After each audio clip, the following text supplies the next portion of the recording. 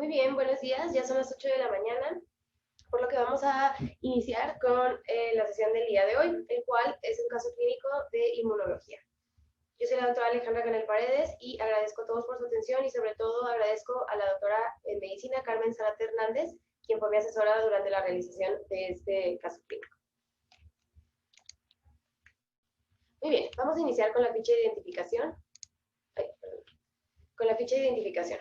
Bueno, las iniciales de la paciente es INPP, ella es una paciente femenina de 5 años de edad, la cual es soltera, y ella nació y vive actualmente en un poblado de Laguna de Sánchez, en Santiago, Nuevo León. El interrogatorio fue indirecto confiable, fue a través de la madre, y ella es una estudiante de tercero de preescolar. La fecha de la consulta fue el 14 de abril del 2021, y bueno, la religión de esta paciente era católica y fue referida como una interconsulta en terapia intensiva pediátrica. Muy bien, permítame tantito, voy a quitar esto. Ok. En cuanto a los antecedentes heredofamiliares, bueno, vamos a tener que hay consanguinidad en la familia, ya que los abuelos, tanto maternos y paternos, son familiares, ellos son primos. La madre tiene 41 años y es originaria de ahí, del mismo poblado de Laguna de Sánchez en Santiago, y también vive ahí mismo. Ella es ama de casa, es analfabeta, es alérgica al diclofenaco, su religión es cristiana y ella pues aparentemente es sana. Ha tenido 4 embarazos, de los cuales 3 fueron partos y una fue aborto. Refiere que 15 días previos a su ingreso, ella tuvo un proceso respiratorio donde le descartaron tuberculosis con una PPD negativa, nada más. Ahora, el padre tiene 53 años, él es originario y residente también de ahí del poblado de Laguna de Sánchez en Santiago, Nuevo León. Él es albañil, tiene escolaridad primaria de religión católica y también es aparentemente sano. Tiene también 3 hermanos, son 2 mujeres, una de 15 y una de 12 años, y un hombre de 21 años, y todos son aparentemente sanos. Y al interrogatorio sobre muertes tempranas en la familia, este fue negado y también niega muertes inexplicadas en la familia, infecciones frecuentes en la familia o en la infancia, inmunodeficiencias primarias, por lo menos diagnosticadas en toda la familia. En cuanto a los antecedentes perinatales de nuestra paciente, bueno, ella fue el producto de una 4ª gesta. Ella terminó su embarazo a través de una cesárea y fue un embarazo normoevolutivo con el número de consultas prenatales adecuado. Ella nació de 37 semanas de gestación, pesó 5.5 kilos, fue macrosómico con una talla de 55 centímetros y de hecho por esto tuvo un internamiento durante 5 días después de haber nacido por un episodio de hipoglucemia. La onfalorexis, la madre no recuerda cuánto tiempo sucedió, pero refiere que tuvo un tamiz neonatal normal. Como parte de su alimentación, bueno, ella refiere que le dio lactancia materna exclusiva y la lactación empezó como a los 6 meses y refiere que tuvo un desarrollo psicomotriz normal. O sea, hasta ahorita, como podemos ver, pues todo ha sido normal. Pero ojo aquí, en cuanto a las inmunizaciones, bueno, estas están incompletas ya que no se aplicó la vacuna de la BCG. En cuanto a los antecedentes personales patológicos, niega infecciones recurrentes o uso de antibióticos intravenosos, también fracturas, cirugías, transfusiones, alergias y también niega el tener mascotas. Pero bueno, ¿cuál fue el motivo de la interconsulta? Pues la sospecha de una inmunodeficiencia primaria. Entonces, está un poquito largo el caso, voy a tratar de irlo desglosando poco a poquito, pero vamos a iniciar entonces con el PEA. Ella inició aproximadamente el 3 de abril del 2021. Ella inició todavía 2 días antes de su ingreso con una alteración del estado de alerta, caracterizada sobre todo por somnolencia, confusión, por lo que acude al Hospital General de Montemorelos, donde la ingresan ya que la vieron con alteración del estado de conciencia y le cuantificaron fiebre de 38 grados centígrados. Además, la paciente presentaba movimientos coriformes, sobre todo en las extremidades superiores, motivo por el cual la derivaron al Hospital Regional Materno-Infantil aquí en Monterrey. A su ingreso, le encontraron que la paciente tenía rigidez de nuca y además cifras hipertensivas de hasta 150/90, por lo que ahí en el materno le realizaron un TAC de cráneo simple, donde encontraron ventriculomegalia y datos compatibles con aracnoiditis. Ahí mismo empieza 2 días después, durante su internamiento, bueno, en el abordaje en el materno infantil, comenzó con polipnea, tiraje intercostal, disociación toracoabdominal, por lo que le toman unos gases venosos con datos de insuficiencia respiratoria. Además, a la exploración reportan midriasis y empieza a chocarse con pulsos lentos, piel fría, retraso en el llenado capilar y ya disminución de la frecuencia cardíaca, por lo cual la intuban. Entonces, perdón, aquí olvidé mencionar, del Hospital Materno Infantil, al ver este TAC, la mandan para acá. O sea, esto del 5 de abril, esto ya fue aquí en el Hospital Universitario a su llegada. Entonces, ya la paciente intubada ese mismo día se ingresa a terapia intensiva pediátrica con el diagnóstico de meningoencefalitis infecciosa por los síntomas que tenía, la rigidez de nuca, la alteración del estado de conciencia, la fiebre, los movimientos coriformes y pues el choque séptico. Entonces, se inicia tratamiento con antibiótico de amplio espectro, con vancomicina y con ceftriaxona, además de vasopresores, y por parte de neurocirugía le colocan una ventriculostomía externa. Entonces, en la muestra de líquido cefalorraquídeo transquirúrgico, se obtiene un recuento celular alto con 153 células de predominio 80% linfocitos, además de hiperproteinorraquia con 191 proteínas e hipoglucorraquia con 49 de glucosa. Ahí se pide la tinción de Gram, la cual resulta negativa. Entonces, por sospecha de una meningoencefalitis fímica, por lo que habían obtenido en la TAC, que tenía datos de aracnoiditis basal, de que la mamá tenía como que una, pues que le habían intentado descartar tuberculosis, y además, obviamente por el líquido cefalorraquídeo, con linfocitos, con predominio de linfocitos y con la glucosa muy bajita, que generalmente esto se da en infecciones fúngicas, pues empíricamente se inicia manejo con Dotpal en su segundo día de estancia en terapia intensiva, además de dexametasona, como parte del tratamiento para una meningoencefalitis. Y se envía GeneXpert de líquido cefalorraquídeo. Ahora, para los movimientos coreotetóxicos, se le inicia haloperidol, además del levetiracetam, y bueno, se policultiva de todos lados. Se le realiza además PCR y antígeno para SARS-CoV-2, además de anticuerpos IgG e IgM contra el mismo, los cuales resultan negativos. Bueno, 2 días después, los cultivos hasta la fecha iban negativos, eso es negativos hasta la fecha. El GeneXpert que se había enviado para la tuberculosis de líquido cefalorraquídeo también resulta negativo, y el Gram de líquido cefalorraquídeo ya definitivo también resulta negativo. Ahí se le toma una tele de tórax y además también un TAC de tórax simple que mostraban unas consolidaciones basales compatibles con una neumonía por aspiración. Además, se le hace un aspirado, un aspirado traqueal y se envía par seriado de ahí, y el resultado es negativo. Y se envía también el cultivo de este lavado bronquialveolar. En este momento se agrega ciclovir por no poder descartar hasta entonces una etiología herpética y porque pues todos los resultados hasta ahorita de VAR estaban negativos. El 14 de abril se envían los siguientes estudios. A lo mejor no se enviaron todos específicamente este día, pero más o menos esa fue la evolución en los días. Se envió el panel de 14 patógenos para líquido cefalorraquídeo, anticuerpos IgG e IgM contra el virus herpes tipo 1. Se envió PCR para toxoplasmosis, para micobacterias no tuberculosas, para coccidioides y mitis, y además se consultó con reumatología, porque ahorita vamos a hablar de la imagen, pero también decía que tenía datos de vasculitis.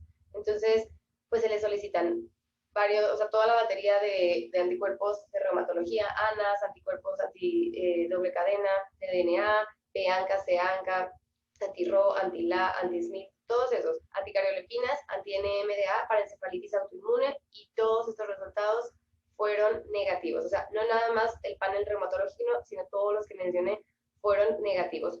Por tal motivo, suspenden Dotpal por encontrar los cultivos del 5, del 7 y del 13 de abril, todos negativos.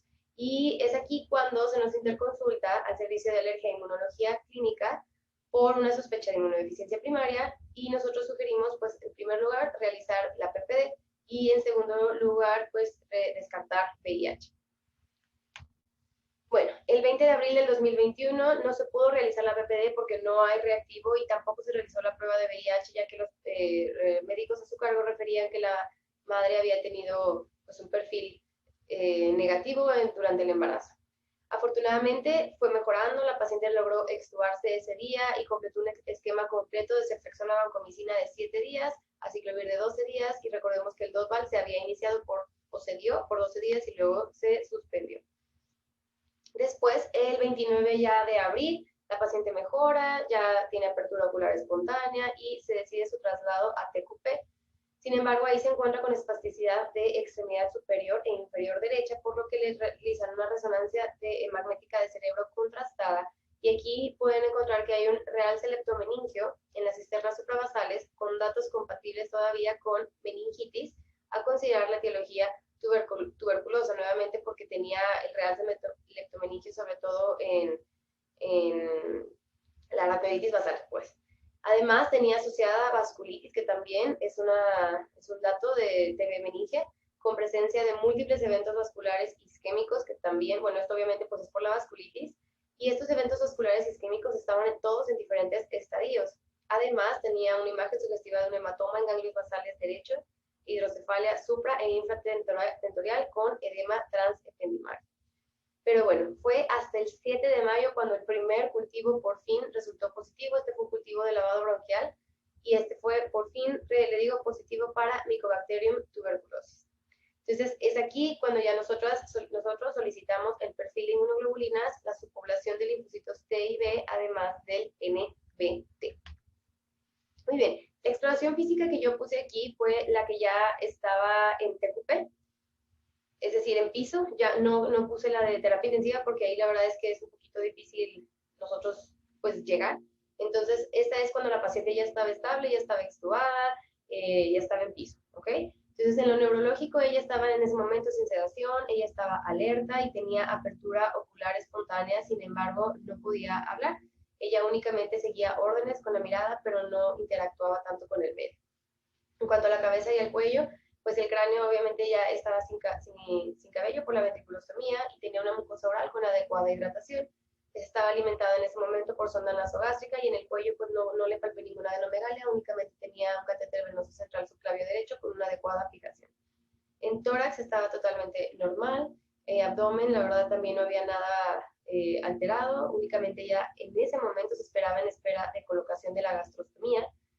Y bueno, en las extremidades pues estaban íntegras, estaban neutróficas, los pulsos estaban presentes, no tenían edema, cambios de coloración, etcétera. Sin embargo, pues sí presentaba espasticidad en ambas extremidades derechas, como secuela de los múltiples EBCs que ella presentaba. De hecho, tenía una férula en la mano para evitar esta espasticidad.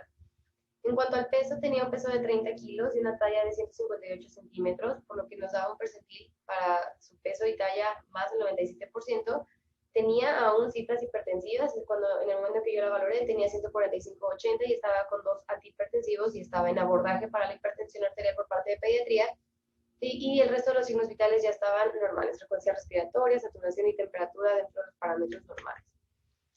Estos son los laboratorios al ingreso. El ingreso, recordemos, aquí en el hospital universitario fue el 5 de abril y cuando bajó a TQP fue el 29 de abril y puse los dos y la referencia para que pudiéramos compararlos. Sin embargo, en realidad no había nada muy notorio en los laboratorios. Podemos ver que pues, la hemoglobina obviamente bajó. Cuando llegó tenía una leucocitosis y después en TQP pues estaba ya normal. Vemos que no tiene leucopenia ni ninguna disminución en ninguno otro de los linfos, monos, basófilos, eosinófilos y neutrófilos. De hecho, igual llegó con neutrofilia y después se normalizó. Las plaquetas igual estaban normales, así como, bueno, cuando llegó, los electrolitos séricos, los tiempos de coagulación estaban normales y ya después pues tenía un poquito de alteraciones electrolíticas, pero bueno, pues esto es esperado en un paciente que esté ingresado en terapia intensiva, con nutrición por sonda nasogástrica, con múltiples planes de líquidos, etc. Pero en general pues no hay nada relevante aquí, sobre todo en la biometría hemática que vemos que no tiene leucopenia.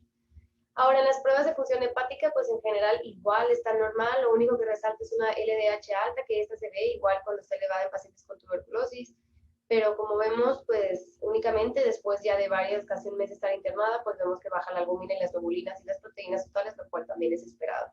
Y en cuanto a la química sanguínea, pues sí tiene un poquito las elevaciones de glucosa, también se estaba evaluando ya por el peso, hay alta talla, las cifras de hipertensión, y las cifras elevadas de glucosa se estaba evaluando también por el servicio de endocrinología. El resto está normal, vemos como la PCR llegó elevada a su inicio, muy ligeramente elevada, pero ya después de un mes de casi internamiento, pues ya se normalizó. Entonces, pues estos son en general los laboratorios más importantes que consideré. Como podemos ver, no hay nada muy relevante. Entonces, llegamos con esto al diagnóstico de una tuberculosis diseminada, de múltiples EBCs isquémicos en diferentes estadios y de una sospecha de inmunodeficiencia primaria. Muy bien. Vamos a hablar entonces ahora sí del caso clínico. Nos centramos en el abordaje de una inmunodeficiencia primaria en un paciente que nos llega con una infección por micobacterias. Es así como lo decidimos abordar. Entonces vamos a hablar de dos enfermedades. La primera es esta, que es la enfermedad granulomatosa crónica. Muy bien, entonces esta es una inmunodeficiencia primaria que está causada por un deterioro funcional del complejo enzimático NADPH oxidasa, que es este circulito naranja que vemos acá abajo. Este complejo enzimático NADPH oxidasa produce una falta de eliminación por parte de los fagocitos porque no va a haber especies reactivas de oxígeno. Entonces, las mutaciones en genes que codifican a cualquiera de las subunidades en este complejo, como vamos a ver más adelante, van a ser las responsables de que estos fagocitos no puedan producir las especies reactivas de oxígeno, lo que lo va a predisponer a los individuos que tienen esta enfermedad, pues infecciones severas y recurrentes, y sobre todo va a ser por bacterias, hongos y por micobacterias. Ojo, aquí vemos que no hay virus, no hay parásitos. Además, a un desarrollo de granulomas y a un estado de hiperinflamación que ahorita voy a explicar por qué, pero esta es como que la triada que vamos a ver en estos pacientes. La incidencia estimada a nivel mundial es aproximadamente 1 de cada 12.000 hasta 250.000 nacidos vivos. Como podemos ver, es muy amplia esta incidencia. En Latinoamérica se acerca la incidencia mundial, es aproximadamente 1 de cada 200.000 nacidos vivos, y en México se desconoce la incidencia. Esta enfermedad afecta principalmente a hombres, ya que más del 50% de las mutaciones en estos genes van a ser ligadas a X, y solo 1/3 de estas mutaciones van a ser de forma esporádica o de forma de novo. El resto pues iban a ser ligadas a X. Sin embargo, en culturas donde hay consanguinidad importante, las formas autosómicas recesivas son más comunes, y podemos recordar que en esta paciente pues tenía la consanguinidad. Olvidé mencionarles, de hecho, que ese pobladito de Laguna de Juárez en Santiago tiene aproximadamente solo 449 habitantes, por lo que pues sí, la consanguinidad aquí, recordemos que sus abuelos además eran primos. Entonces, ahora sí vamos a hablar de la fisiopatología. Hay que hablar del estallido respiratorio para poder entender cómo funciona exacto, para qué sirve el complejo NADPH oxidasa. Entonces, este complejo se expresa sobre todo en fagocitos, y por fagocitos me refiero a macrófagos principalmente, neutrófilos, también puede ser monocitos, pero también se ha visto en eosinófilos, en linfocitos B y T, y en algunas también en las células dendríticas. Entonces, este complejo NADPH oxidasa consta de 6 subunidades. Entonces, tenemos aquí, las voy a enumerar, está la NOX2, EROS, P22, P40-FOX, P67-FOX y P47-FOX. ¿Ok? Entonces, este complejo normalmente está, cuando el macrófago está inactivo, pues estas 3 subunidades junto con este como cofactor que es el RAC6, estas 3 están acá en el citoplasma, ¿no? Esta es la membrana celular del macrófago, allá es extracelular, esto es intracelular. Entonces, aquí en el citoplasma normalmente están estas proteínas de forma inactiva, y en la membrana están el NOX2 y el P22-FOX.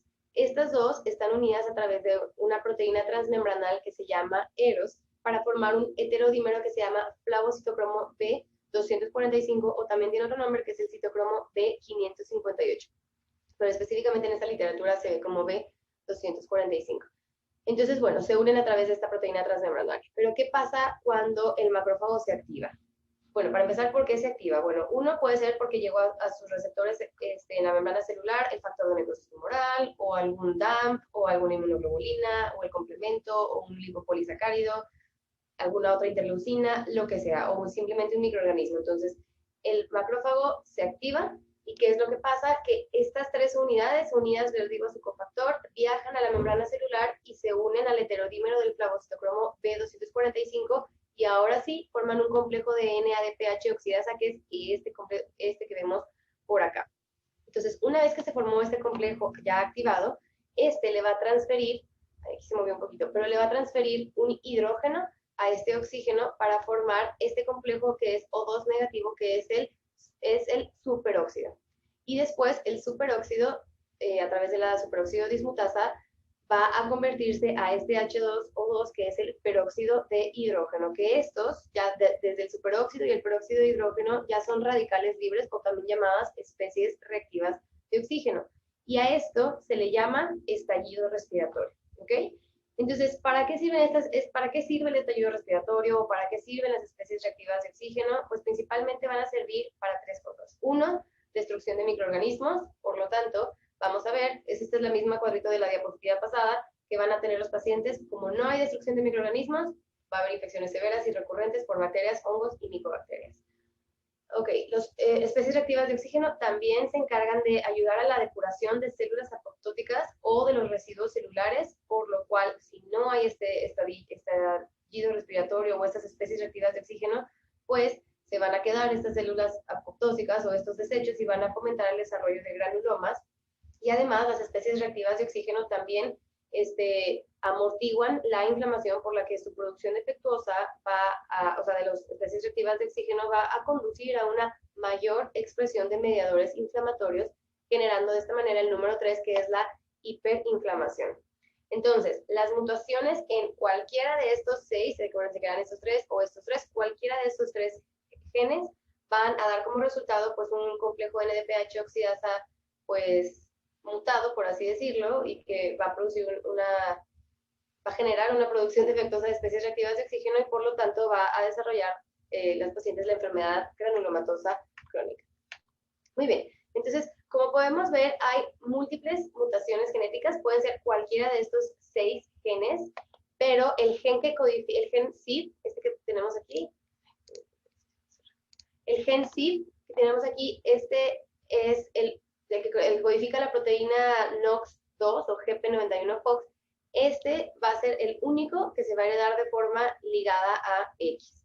Mientras que, como podemos ver en esta tabla, el resto de las mutaciones en el resto de los genes para las otras proteínas se van a heredar de forma autosómica recesiva. Y esto es importante porque va a conferir una expresión clínica. La forma ligada a X, esta va a ser la más frecuente, como habíamos mencionado, va a ser del 60 a 70% de los casos, y como es ligada a X, va a afectar predominantemente a hombres, y las mujeres únicamente van a fungir como portadoras. En esta enfermedad ligada a X, esta va a ser un poquito más agresiva, entonces las infecciones se van a manifestar desde edades más tempranas, generalmente antes de los 3 a 5 años, ya van a tener este tipo de infecciones que son graves, o son recurrentes y son por este tipo de patógenos, por lo que les va a llevar a una mortalidad pues relativamente alta, del 21.6%, y una supervivencia que en general, como quieran, no es tan baja, aproximadamente de 38 años. Ahora, en comparación con las mutaciones en el gen CIP, el resto recordemos que va a ser autosómico recesivo, esta va a ser una menor cantidad, un 30-40%, pero recordemos que esta va a ser un poquito mayor en áreas con consanguinidad. En este tipo de herencia, ambos sexos van a estar afectados, pero ambos padres van a tener que ser portadores obligados. Entonces, generalmente en el tipo de herencia autosómica recesivo, ellos tienen todavía un poco de producción residual de especies reactivas de oxígeno, lo que le va a conllevar a una expresión clínica más leve y por lo tanto a un mejor pronóstico. Entonces, las manifestaciones de infecciones, granulomas, abscesos, etcétera, se van a dar un poquito más hacia la adolescencia o incluso hasta la adultez, y la mortalidad en esos pacientes va a ser bastante menor. De 21, que era la ligada X, baja hasta el 8% en estos pacientes, y la supervivencia aumenta hasta los 50 años. Es decir, como podemos ver, comparar en la ligada X y en la recesiva, el pronóstico sobre todo va a estar determinado por la actividad residual que tenga esta enzima NADPH oxidasa.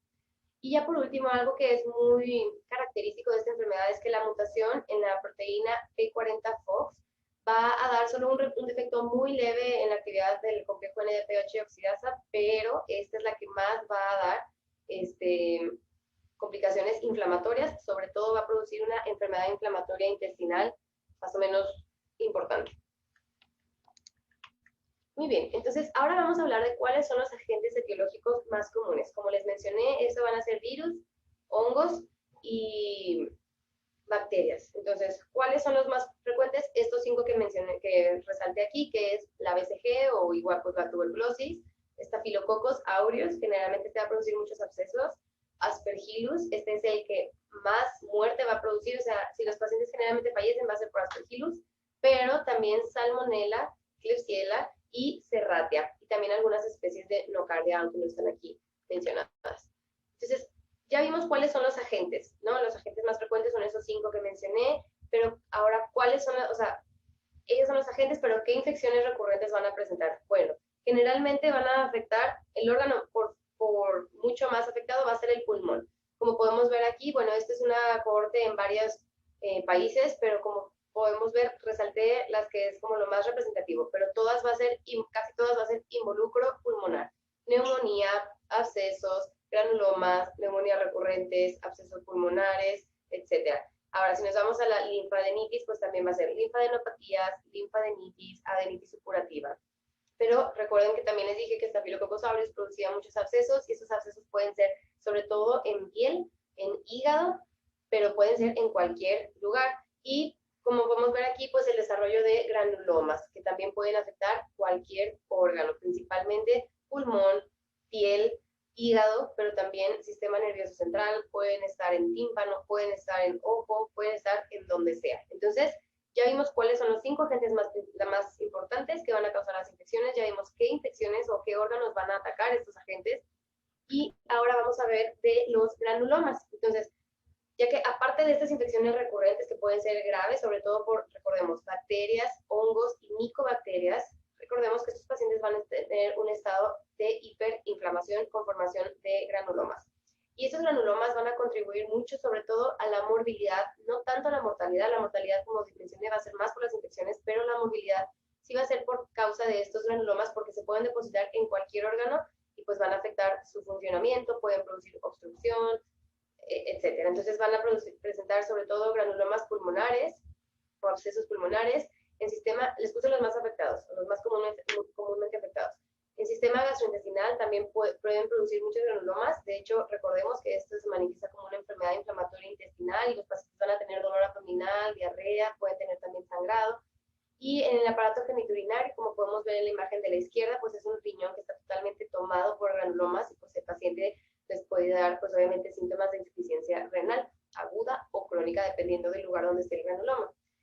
Pero bueno, las razones para la formación de estos granulomas se desconocen del todo, pero se cree que, bueno, los macrófagos o en general los fagocitos, pues no solo inician los eventos para frenar la diseminación de la infección, sino también que restringen, como habíamos mencionado, pues el crecimiento de los bacilos, es decir, ellos no solo como que los matan a los primeros, pero a los que no se mataron, pues ahí los contienen y ayudan también, acuérdense, a degradar las células apoptósicas y a los mediadores inflamatorios, por lo que la falla en esto pues va a conllevar una inflamación persistente y exuberante con el desarrollo no solo de los granulomas, sino también de estos estadios de hiperinflamación o de autoinmunidad, los cuales son menos frecuentes, pero también se han visto en estos pacientes. De estos son varios, pero el más importante por mucho es la enfermedad inflamatoria intestinal, que recordemos era más en el FOXP40.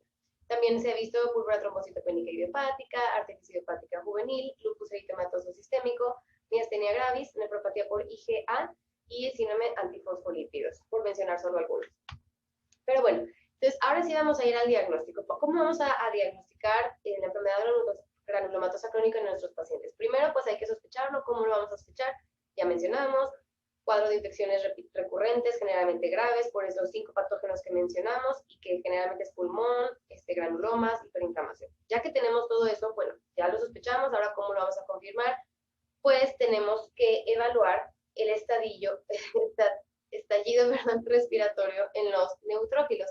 Para evaluar el estallido respiratorio hay 2 pruebas. Vamos a hablar primero de esta, que es la nitroazul de tetrasobrilo o NBT. Entonces, el NBT, vamos a tomar neutrófilos y los vamos a estimular con PMA, que es el PMA, es el acetato de formol misritato. Simplemente es un compuesto que va a activar a los neutrófilos y va a fomentar que ellos desarrollen el estallido respiratorio. Entonces, tenemos ya nuestros neutrófilos estimulados con PMA que van a fomentar el estallido respiratorio. Lo vamos a juntar con el NBT, que es amarillo en este momento, y si hay presencia de superóxido, como que aquí está el O2, este color del NBT va a cambiar de amarillo a azul y lo vamos a observar al microscopio. Entonces, podemos ver aquí como en un individuo normal se ven todos los neutrófilos llenos de azul, que sería el formazán azul reducido por el superóxido a través del estallido respiratorio normal en los neutrófilos. Si hubiera, ¿verdad? Esto es un paciente normal. Si no hay, vean cómo se ve, pues no se ve absolutamente nada azul. Entonces, ¿qué es lo normal? Que sea más de 30% de las células observadas al microscopio para que esta prueba se considere normal. Entonces, esta NBT es una de las pruebas más antiguas y esta provee pues una medición fácil, una medición rápida de la actividad del complejo NADPH oxidasa. Sin embargo, esta prueba es subjetiva porque, como menciono, pues se va a observar al microscopio y depende del observador de las que vea, pues es el porcentaje que va a reportar, por lo cual pues es operador dependiente, entonces no es tan sensible ni tan específica. Pero bueno, ahora vamos a hablar de la dihidrorrodamina, que esta es la segunda prueba que evalúa el estallido respiratorio. Esto es muy similar, simplemente cambia el compuesto. Otra vez vamos a tener a nuestros neutrófilos que vamos a estimular con el PMA para fomentar el estallido respiratorio, pero aquí lo vamos a mezclar con dihidrorrodamina 1, o sea, 123, pero esta es no fluorescente. Entonces ya, los juntamos y si los neutrófilos funcionan o los macrófagos funcionan, es decir, los fagocitos funcionan, van a liberar peróxido de hidrógeno y este peróxido de hidrógeno va a oxidar la dihidrorrodamina a rodamina 123, la cual es fluorescente, y esto se va a medir por citometría de flujo, lo cual le quita lo del operador dependiente y ya es bastante más confiable. Entonces aquí, por ejemplo, podemos ver al control cómo están los neutrófilos normales antes de la activación y después, o bueno, más bien la expresión, ¿verdad?, de la dihidrorrodamina está normal, luego los mezclo con el PMA y se activan y vean aquí está este segundo pico y vean aquí está súper fosforescente. En cambio, en el paciente que tiene enfermedad granulomatosa crónica, pues vemos cómo estaban aquí los neutrófilos y luego está aquí el pico, o sea, no tenemos este segundo pico tras la estimulación con el PMA y como podemos ver aquí, pues no hay nada de fluorescencia. Entonces, esta es una prueba bastante sensible y bastante específica, prácticamente una prueba negativa, nos descarta una enfermedad granulomatosa crónica, por lo cual esta pues es la de elección. Podemos decir que el NBT es nada más como pues de screening. Entonces este es el ejemplo, aquí está la NBT. Es que quise poner este ejemplo porque en los pacientes con enfermedad granulomatosa crónica es muy importante evaluar a las madres.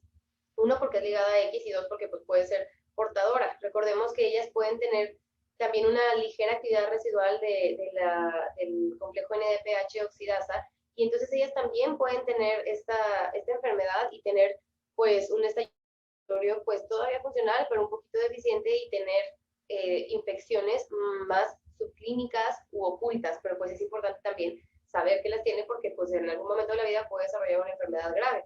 Entonces, generalmente las madres portadoras van a tener un patrón bimodal como el que podemos ver aquí. Entonces, acuérdense, aquí está el NBT, el control se ve todo azul, la madre, pues no, vemos como tiene dos poblaciones, una azul y una rojita, que es la que no redujo el NBT. Y ese es el paciente, ¿no? O sea, totalmente, pues es negativo la NBT. Más bien positiva, o sea, que no tiene nada de estallido respiratorio. Y en la de dihidrorrodamina, pues este es el control, vemos cómo tiene aquí su pico después de la estimulación y cómo la madre nuevamente tiene dos poblaciones, una que sí fue estimulada y una que no fue estimulada, y vemos cómo el hijo o el paciente tiene esta población que no fue estimulada.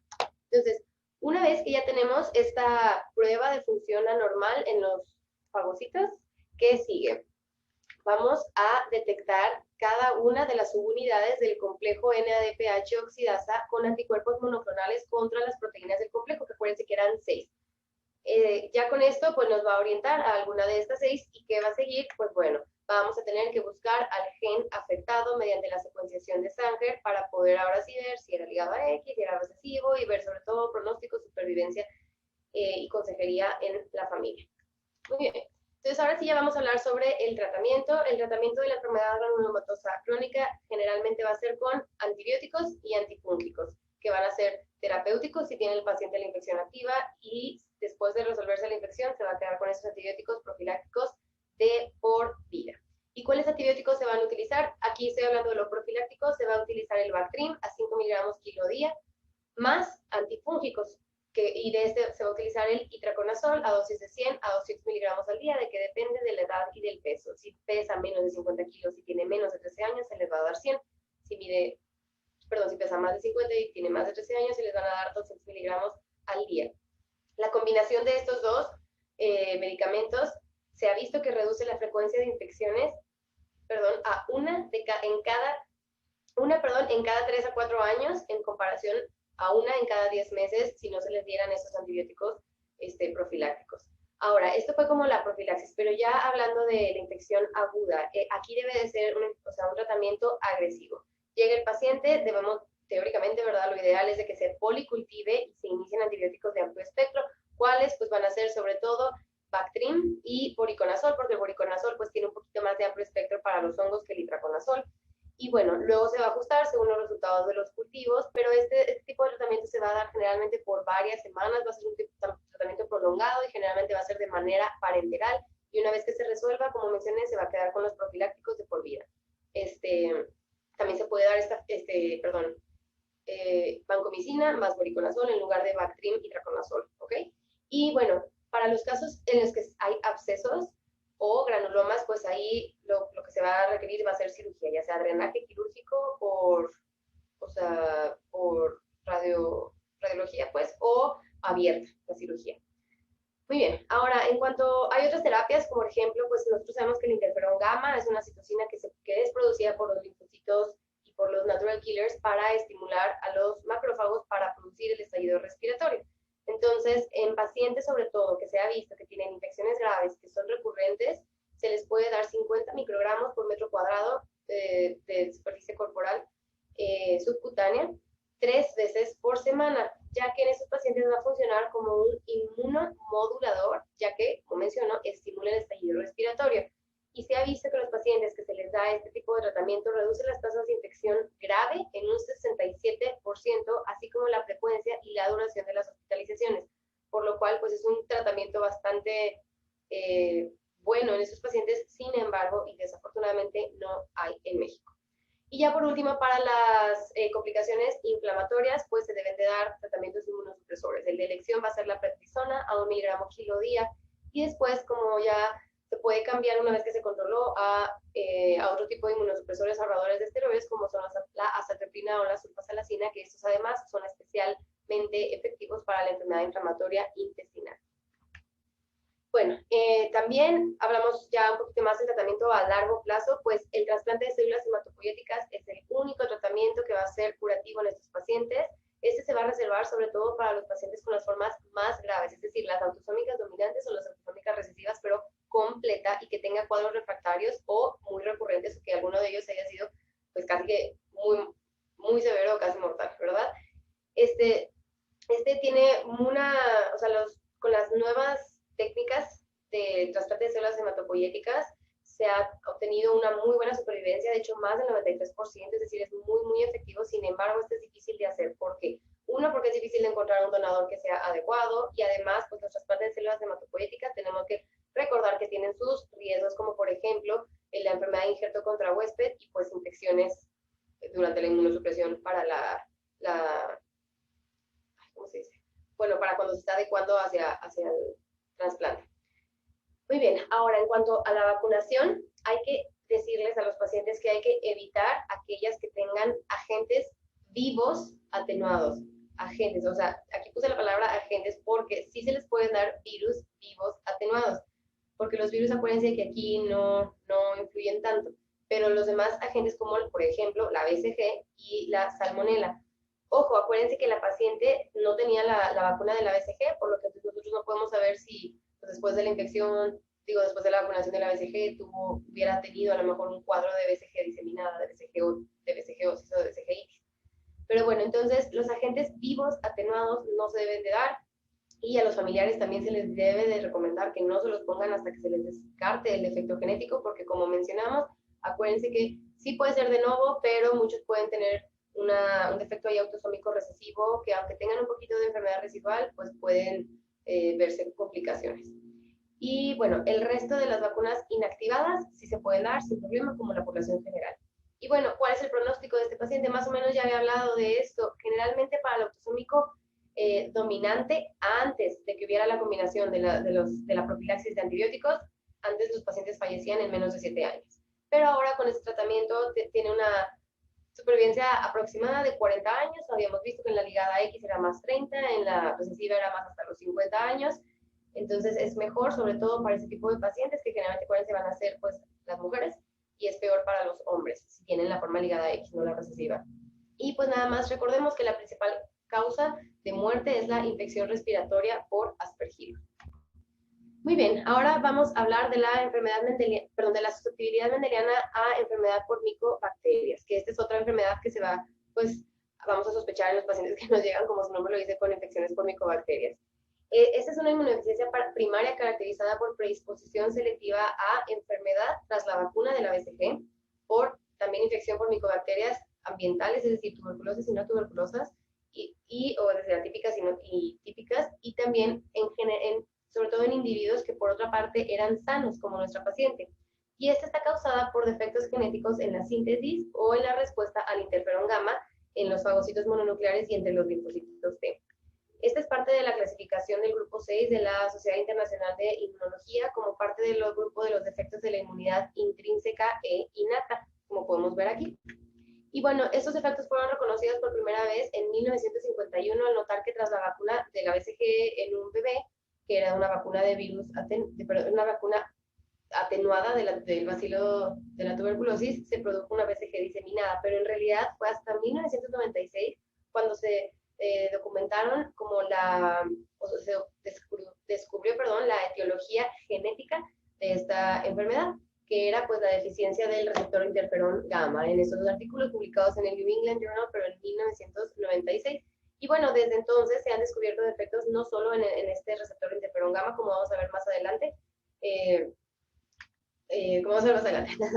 Entonces, ¿cuál es la distribución geográfica? Esta es una enfermedad que solo hay 501 individuos hasta ahorita reportados en 57 países de los 5 continentes del mundo, y se ha reportado en las bibliografías más recientes una prevalencia de 1 de cada 50.000 nacidos vivos. Pero bueno, vamos a hablar ahora sí del bucle de activación de interferón gamma con interleucina 12. A la izquierda tenemos a un macrófago que fue infectado por una micobacteria. Entonces, o puede ser no nada más las micobacterias. Esto es bien importante que quede claro. No solo es micobacterias, es cualquier otro organismo intracelular. Entonces, cuando este es infectado, el macrófago va a producir, vamos a seguir la flechita roja, ¿ok? La interleucina 12, que este es un heterodímero formado por dos subunidades, que es la P35 y la P40. Lo menciono porque puede haber mutación en cualquiera de estas dos y también producir esta enfermedad. Entonces, ya que se liberó la interleucina 12, esta se va a unir aquí a su receptor, el receptor de interleucina 12, que hay dos, el beta 1 que se une a TIC2 y el beta 2 que se une a JAK2. Entonces, al unirse, van a activar a la vía de señalización cascada abajo de STAT4, que va a ir al núcleo para fomentar la producción de genes que generen al final interferón gamma.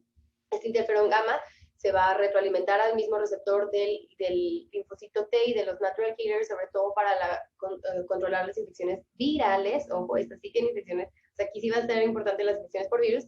Y este mismo interferón gamma va a regresarse al macrófago a través de su receptor de interferón gamma, que es el receptor 1 y el receptor 2, estos son súper importantes, y cada uno se une a su JAK1 y 2 respectivamente, que ahora van a activar a STAT1 para que vaya al núcleo y aumente la transcripción de factor de necrosis tumoral. Entonces, este fue el bucle de activación de esta vía entre el macrófago y los linfocitos T y los natural killers. Y bueno, al final de cuentas, ¿para qué nos sirve el factor de necrosis tumoral? Bueno, pues es una citocina proinflamatoria muy, muy importante, que entre otras de sus funciones, las que más importantes para la clase, yo puse o consideré, era la maduración del fagolisosoma, que recuerden que esto pues va a hacer que se madure y luego ya se destruya la bacteria, para la producción del superóxido a través de la NADPH oxidasa, que todo lo que ya acabamos de ver, la quimiotaxis de más células inflamatorias y la activación de los linfocitos T. Entonces es una citocina sumamente importante para el control de infecciones, sobre todo por micobacterias bacterias o patógenos intracelulares. Y solo para que quede bien, bien claro, esta vía también es muy importante para el control de infecciones virales a través del interferón, sobre todo de virus del herpes simple. Entonces, aquí mencioné nada más como para que quede muy claro, porque esto es lo más frecuente en esta enfermedad, la MSMD, es este bucle, IL2 interferón gamma, IL2 interferón gamma y sus respectivos receptores.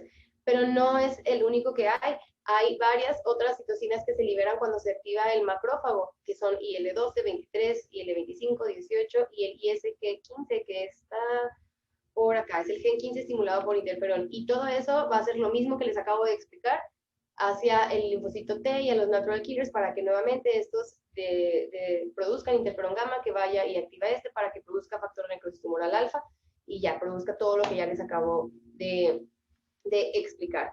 Entonces, todas estas interleucinas también promueven más bien la producción de interferón gamma, por lo tanto, actúan sinérgicamente junto con la interleucina 12 para inducir la producción de interferón gamma y de estas después de factor de necrosis tumoral. Por lo cual, como podemos ver, después de esta diapositiva, que vemos todo esto y todo aquí, todo esto, lo resumí en esto. Se pueden encontrar mutaciones específicamente en 15 genes diferentes cuyos productos están involucrados pues, en la producción de interferón gamma, en la respuesta al interferón gamma o a ambas, y por lo cual pues, el factor de necrosis tumoral se va a considerar como un factor de activación de macrófagos, igual que el interferón gamma.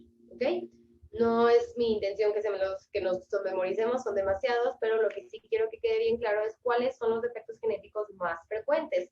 Bueno, van a ser, porque aparte de todos estos genes que acabo de mencionar, se puede ser autosómico recesivo completo, autosómico recesivo parcial, autosómico dominante parcial. Entonces, como vemos, es demasiada la cantidad de genes que pueden estar mutados, por lo cual el cuadro clínico pues también va a ser bastante heterogéneo. Pero les digo, lo importante de esta diapositiva es que nos aprendamos que los más comunes van a ser la autosómica recesiva completa del receptor beta 1 de interleucina 12 y del receptor 1 del interferón gamma autosómico dominante parcial. O sea, igual que en la enfermedad reumatosa crónica vamos a tener un autosómico dominante y un autosómico recesivo, pero aquí va a ser al revés. Aquí el leve va a ser el autosómico dominante parcial y el grave va a ser el autosómico recesivo, pero completo. Entonces, todas estas proteínas las podemos medir utilizando citometría de flujo con anticuerpos monoclonales, pero eso lo vamos a abordar un poquito más en el diagnóstico. Entonces, bueno, la deficiencia, vamos a hablar de la deficiencia completa contra la parcial, como les mencionaba. La completa, obviamente, pues no van a tener absolutamente nada de este bucle que acababa de mencionar, y la parcial, pues van a tener todavía un poquito de actividad residual. Entonces, la incidencia de infecciones por micobacterias, fíjense, en la recesiva completa 19 contra 8 en la parcial. La duración del tratamiento de antibióticos después del primer episodio, 2.2 años, esta es la única que sí es igual, pero miren, la muerte de enfermedades por micobacterias es 33% versus 3, la duración sin antibióticos después del primer episodio es de 1 año contra 7 de la parcial, y durante toda la vida, o sea que ya no requieren antibióticos, es de solo 1.6 años para la completa y de casi 7 para la parcial. Y igual, la duración de infección, o sea, más bien de su vida libre de infección por micobacterias es de 29 por 100 personas año versus casi 70 en la parcial, por lo cual el diagnóstico genético es muy, muy importante para la distinción entre el defecto completo y parcial, porque como ven, va a darle una sobrevida muy diferente. Entonces, ¿cuál es el cuadro clínico? Va a ser infecciones, como ya mencioné, por patógenos intracelulares. Vamos a ver primero lo más importante, pues son las micobacterias, que como ya mencioné, van a producir infecciones graves y recurrentes y diseminadas tras la vacunación de la BCG, o simplemente pues, por micobacteria en tuberculosis o por las micobacterias no tuberculosas, como todas las que están aquí mencionadas. Pero acuérdense, esta diferencia en la enfermedad granulomatosa crónica, además de micobacterias, sí va a afectar por bacterias intracelulares como la de Salmonella, que va a producir cuadros desde gastroenteritis leve hasta sepsis e infección diseminada, dependiendo si es recesivo o si es dominante, completo o parcial, pero también por Burkholderia, que es muy, muy casi que patognomónica de esta enfermedad, y Listeria y nocardia. Pero también de hongos como histoplasma, cándida, blastomicosis, coccidioidomicosis, criptococosis, etcétera, y parásitos intracelulares como leishmaniosis y toxoplasmosis. Ahora, es bien importante, recordemos que en estos pacientes una proporción muy significativa va a tener también infecciones recurrentes y graves por virus, sobre todo de la familia del virus herpes simple, y este virus a largo plazo se ha visto que estos pacientes también tienen un poco más de riesgo de desarrollar tumores, sobre todo porque, bueno, recordemos que los natural killers, los linfocitos T y el interferón también van a ser parte muy importante en el control de estas células tumorales, pero también porque pues van a tener ya la infección previa por este virus, por ejemplo, el virus Epstein-Barr, que como sabemos pues puede producir sobre todo linfoma. Pero además de este tipo de linfoma puede haber cáncer esofágico, cáncer de células escamosas, sarcoma de Kaposi, hepatocarcinoma. Entonces, bueno, solo recordar que estos pacientes, además de infecciones por micobacterias y bacterias intracelulares, también tienen por virus y también tienen una mayor predisposición a tumores. Entonces, esto nada más lo puse como, recordemos que ya vimos así la diapositiva que hay 15 genes que puede ser dominante recesivo, simplemente es como para orientarnos. Si tiene BCG diseminada, sobre todo vamos a pensar en la vía del interferón gamma y la interleucina 12 y la 23. Si tiene salmonella y cándida, en la interferón 12 y en la NF-κB. Si tiene osteomelitis, en la vía interferón gamma del receptor 1, pero dominante, o de STAT1, y si son virus, pues igual en STAT1 y en la deficiencia del interferón gamma del receptor 1 y 2. Pero bueno, ahora, ¿quién debe realizarse las pruebas? O sea, ¿a quién le vamos a decir, sabes qué, te vamos a evaluar? Bueno, niños y adultos completamente sanos, es decir, que no tengan ninguna otra condición hemato-inmunológica, que tengan enfermedades por micobacterias, ya sea recurrentes o graves y diseminadas, como en nuestra paciente, que está causada por un patógeno, ya sea intracelular característico, como ya mencioné, listeria, salmonella, leishmania, toxoplasma, cándida, etcétera, o alguna micobacteria, sobre todo si fue después de la vacunación por la BCG. Ahora, es bien importante mencionar que hay que siempre descartar causas secundarias, es decir, VIH, por eso nosotros se lo solicitamos a la niña, hay que descartar malignidad, hay que descartar medicamentos como los anti-TNF, ya que pues, como vimos pues en la clase pasada, o sea, más bien, perdón, en esta enfermedad, el factor de necrosis tumoral es una citocina básica para el funcionamiento de los macrófagos. Entonces, es por eso que cuando nosotros damos, por ejemplo, para una paciente con artritis reumatoide, un anti-TNF como el infliximab, pues les puede dar recurrencia de tuberculosis o reactivación de la tuberculosis, y por eso tenemos que descartarlo antes de darlo. Entonces, por eso es importante ver que no tengan medicamentos como el anti-TNF, que no tengan pues ya glucocorticoides sistémicos o inmunosupresores a largo plazo. Entonces, en ellos pues vamos a hacer una prueba. ¿Y qué les vamos a hacer? Bueno, pues primero hay que hacer el screening hematológico e inmunológico, que va a estar normal, y les vamos a hacer el screening de IDP, es decir, la subpoblación de linfocitos T, las inmunoglobulinas, todo esto va a estar normal. Entonces, ¿qué vamos a hacer? Pues nos vamos a ir directamente a la producción de citocinas. Vamos a medir el interferón gamma y la interleucina 12 después de la estimulación, y también podemos detectar, déjame lo pongo esta foto aquí. Entonces tenemos aquí nuestras células periféricas, células mononucleares de sangre periférica. Entonces nosotros las vamos a estimular vamos a estimular a las células, y después vamos a medir si produjeron interferón gamma o interleucina 12. Esto puede ser ya sea por citometría de flujo o también por ELISA si se incuban. Entonces cualquiera de estos dos métodos es bueno, es un poquito más confiable la citometría de flujo. Y bueno, ya que medimos la producción de citocinas, después nos podemos ir ahora sí a detectar el receptor que está disminuido. Esto nuevamente es como les había mencionado, por MAPS, anticuerpos monoclonales, que van a dirigirse específicamente contra el receptor 1 o 2 del interferón gamma, o contra el receptor 1 o 2 de la interleucina 12, o contra STAT, o contra GATA2, pero todo, y después esto se va a medir por citometría de flujo. Ahora, otra prueba que podemos hacer es la detección de anticuerpos anti-interferón gamma, ya que esto no es parte de esta enfermedad, es parte de un diagnóstico diferencial, porque los efectos por fenocopias o por autoanticuerpos es otra clasificación, pero es un diagnóstico diferencial porque puede haber anticuerpos anti-interferón gamma. Entonces tenemos que tenerlo en mente como parte del diagnóstico diferencial.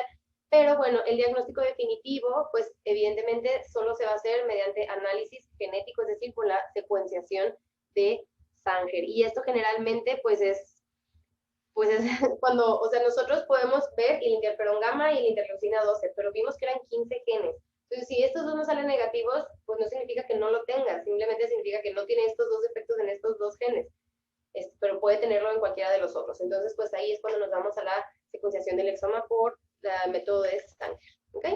Y bueno, ya nada más para casi terminar, el diagnóstico diferencial, pues tenemos que tener en cuenta, obviamente, que los pacientes que tienen una inmunodeficiencia común variable o una inmunodeficiencia severa, pueden tener, pues obviamente, infecciones por micobacterias, pero no nada más por micobacterias, sino por todas las infecciones, pero pues el cuadro va a ser un poquito diferente, pero bueno, no significa, vamos, a lo que voy es, un paciente que tiene una infección por micobacteria, no nada más van a ser estas dos, también puede ser SCID o también puede ser la inmunodeficiencia común variable, porque pues ellos tienen, pues, deficiencia de tanto sus inmunoglobulinas como sus linfocitos, todos los leucocitos, pero bueno, estos pacientes obviamente en las pruebas de screening de IDP pues van a tener alteraciones, y los pacientes con MSMD va a estar normal. Otro diagnóstico diferencial pues es, como ya vimos en la enfermedad pasada, la enfermedad granulomatosa crónica, ya no voy a ahondar mucho en eso. Otra, la que les mencionaba, la de los autoanticuerpos con antiinterferón gamma, que esta es otra clasificación de la IUI, es la deficiencia de fenocopias.